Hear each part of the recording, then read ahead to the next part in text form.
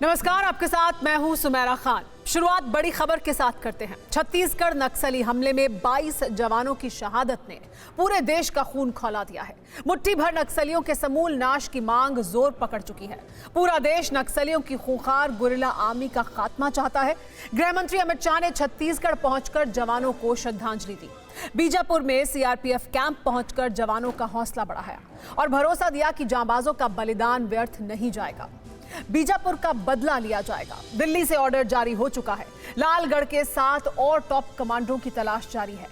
Hidma brigade के बर्बर कमांडरों को अंजाम तक पहुंचाने में अब ज्यादा वक्त नहीं है। ये सुपर एक्सक्लूसिव रिपोर्ट देखिए, पूरी जानकारी मिलेगी।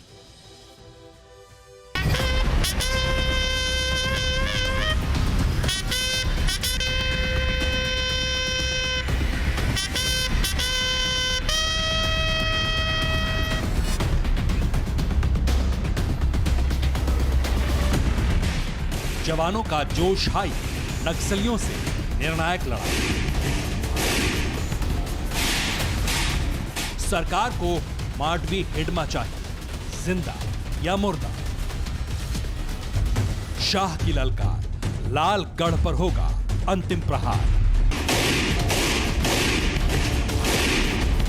ये दृढ़ संकल्प है, इसके सिवा कोई और विकल्प नहीं। देश के खिलाफ हथियार उठाने वाले हाथ अब सलामत नहीं रहेंगे।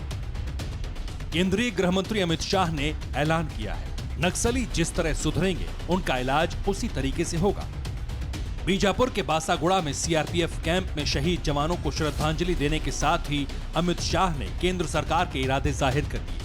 ये अटल इरादे, एक एक लफ्ज पर गौर करिए। ये लड़ाई में हमारे पास विजय के अलावे कोई विकल्प नहीं है, क्योंकि ये लड़ाई हमारी व्यक्तिगत लड़ाई नहीं है। देश को शांत और विकसित करने की, देश को समृद्ध करने की लड़ाई है।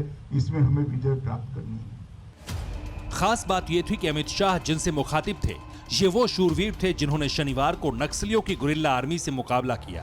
शनिवार की मुठभेड़ के वक्त क्या क्या हुआ, नक्सलियों ने कितना खतरनाक चक्रव्यूह रचा, किस प्लानिंग के साथ अटैक किया, इसकी जानकारी जब गृह मंत्री से साझा की गई तो वो दंग रह गए। नक्सलियों ने बीजापुर अटैक की तैयारी कई दिनों पहले कर ली थी। सुरक्षा बलों की टुकड़ी टेकलागुड़ा गांव से करीब 100 मीटर दूर थी। उसी समय माओवादियों ने हमला बोला।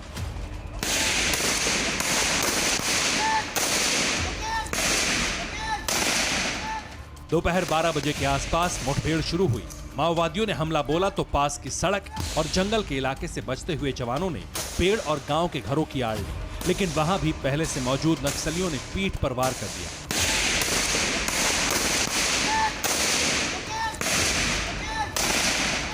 नक्सलियों से घिरे जवानों ने 3 घंटे तक मोर्चा लिया। इसके बाद एनकाउंटर का राउंड 3 शुरू हुआ। टेकलागुड़ा गांव से सुरक्षा बलों की टीम जब निकली तो जंगल में तीसरा राउंड शुरू हुआ।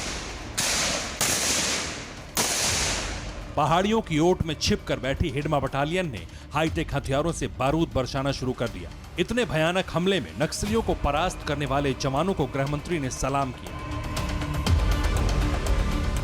आज मैं उसी टीम के साथ बैठा हूं जो टीम ये लड़ाई लड़कर आई।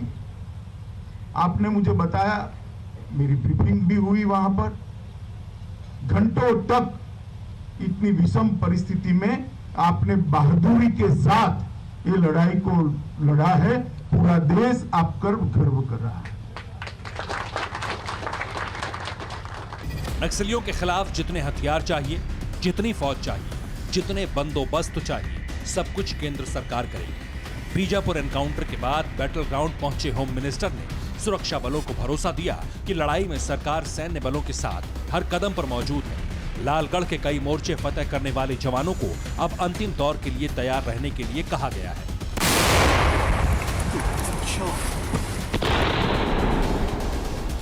क्षति हमारी जरूर हुई, मगर जिनके खिलाफ हमारा ऑपरेशन था, जिनके खिलाफ लड़ाई थी, उनकी भी क्षति हुई। और हमें ये नहीं भूलना चाहिए कि कुछ साल पहले वहां पहुंचना भी दिक्कत थी। उनके घर में जाकर, उनके घर तक पहुंचकर हमने लड़ाई लड़ी है और हम बहादुरी के साथ लड़े। नक्सलियों से आर पार की नौबत आ चुकी है। माओ की औलादों ने सारी सीमाएं पार कर दी हैं। माडवी हिडमा जैसा शैतान बस्तर के जंगलों में मौत बांट रहा है, बेगुनाह आदिवासियों पर जुल्म ढा रहा है। खूनी हिडमा और उसकी ब्रिगेड का द एंड बेहद जरूरी है। आस्तीन के जहरीले सांपों का फन कुचलना ही आखिरी विकल्प है। Bureau report, TV9 Bharatvarsh. परवाह देश की, सोमवार से शुक्रवार रात 10 बजे TV9 भारतवर्ष पर।